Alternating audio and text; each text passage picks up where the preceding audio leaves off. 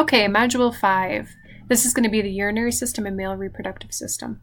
Important to note that you are doing two chapters in this one module. So this is going to be chapter 6 and 7 in your medical terminology book. The urinary system is something that I'm very fond of, only because that is the majority of my experience working in dialysis, where we're dialyzing people with their kidneys not functioning properly. So the urinary system is composed of the kidneys, ureters, bladder, and also the urethra.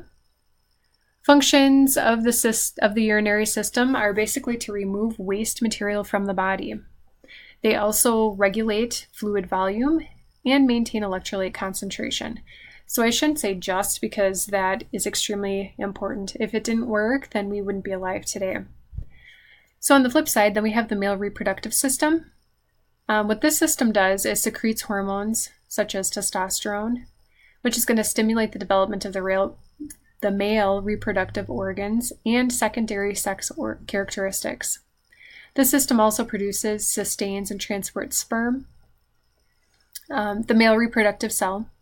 In this module, Module 5, you will recognize and use the different medical terms that are related to the urinary system and also the male reproductive system.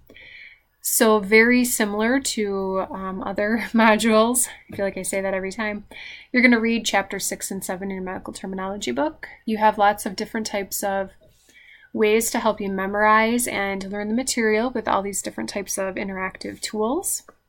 At the very end, your assessments that you're going to be doing are the pronunciation assessment, the assessment exam, chapter exam, and then your spelling quiz. Let me know if you have any questions.